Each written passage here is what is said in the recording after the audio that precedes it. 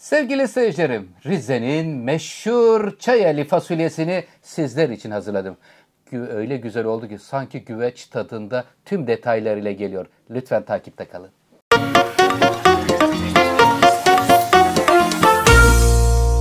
Rize Çayeli'nin meşhur kuru fasulyesini hazırlıyorum sizler için kıymetli seyircilerim. Burada 300 gram etimiz var.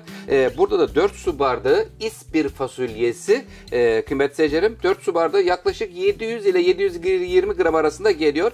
1 tatlı kaşığı toz kırmızı biber, 1 çorba kaşığı domates, 1 çorba kaşığı biber salçası, 125 gram tereyağı, 2 tane de soğanımız var. Biraz da zeytinyağı ve tuz suya ihtiyacımız olacak. Şimdi eti doğruyorum hemen.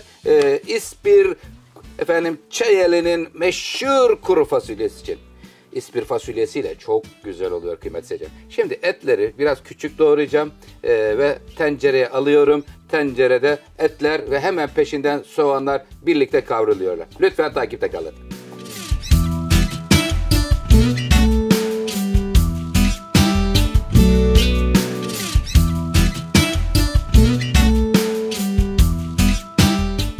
Zeytinyağıyla 2 tane soğanı öncelikle bir 3 dakika kavurdum.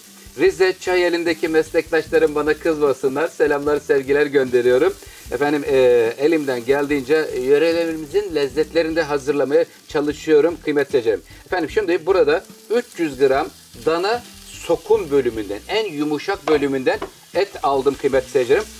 Burası çok çabuk pişer ve güzel, lezzetli bir bölümdür.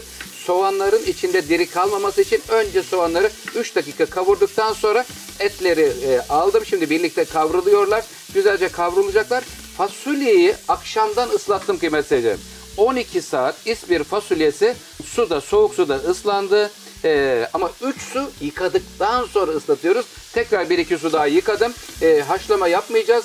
Burada tencerenin içerisinde birlikte pişecekler. Detaylarıyla lütfen takipte kalın. Çok önemli bir yemektir. Yöresel bir tattır. İnşallah sizin sofranızda da olacak.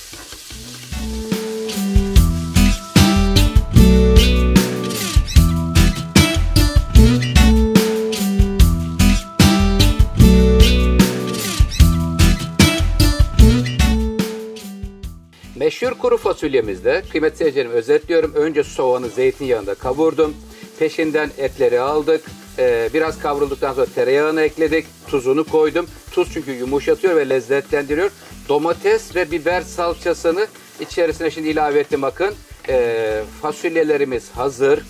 Burada 1 tatlı kaşığı toz kırmızı biberimiz var kıymetli seyircilerim. Antep'ten gelen toz kırmızı biber hafif acılı. Bakın görüyor musunuz? Biber ve domates salçası etlerle bakın hiçbir herhangi bir sulanma yok. Tamamen lezzetlenmiş. 125 gram tereyağı var içerisinde. Bu kuru fasulyeyi ver. Şimdi açtım üzerine. Hemen toz biberini de veriyorum. Toz biberini de ilave ettikten sonra bir karıştırıyor ve akşamdan ıslatılmış 12 saat soğuk suda bekletilmiş olan ispir fasulyemizi tencerenin içerisine alma vakti geldi. Oktay Usta haşlamayı unuttun diyen seyircilerime. Özelliği bu kuru fasulyenin burada etiyle, sosuyla birlikte pişiyor olması. Güzelce karıştırıyorum. Üzerine çıkacak kadar hemen suyunu vereceğim ve kısık ateşte. Özelliği ağırdan çok kısık ateşte pişecek kıymetli seyircilerim. Üzerinden 2 parmak geçecek kadar suyunu veriyoruz. Baştan fazla kaçırmayalım. Eksik gelirse ilave etmek mümkün. Şu güzelliğe bakın. Subhanallah. Çayeline selam olsun. Rize.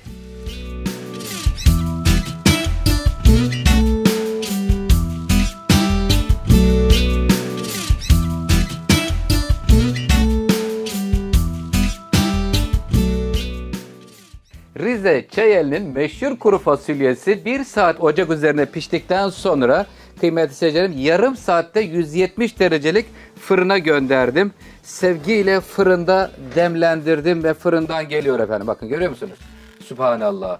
Rabbim ne güzel nimetler veriyorsun. Bu şekliyle kıymetli seyircilerim şimdi kapağını kapatacağım. Böyle bir yarım saat demleniyor. Yarım saat sonra servis hazırdır. Yanında pilav, kuru fasulye ne seviyorsanız yanına koyun. Tam kış günü böyle lezzetli tereyağlı ve etli fasulye tarifi Oktay'dan geldi. Lütfen beğeni butonuna basmayı unutmayın.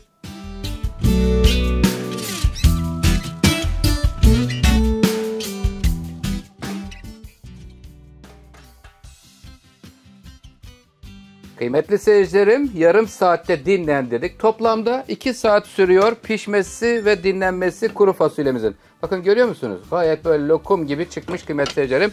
Evet, Bismillahirrahmanirrahim. Hemen şöyle kenarından daldırıyoruz kaşığımızı. Bakın görüyor musunuz? Tane tane. Subhanallah. Rabbim ne güzel nimetler veriyorsun.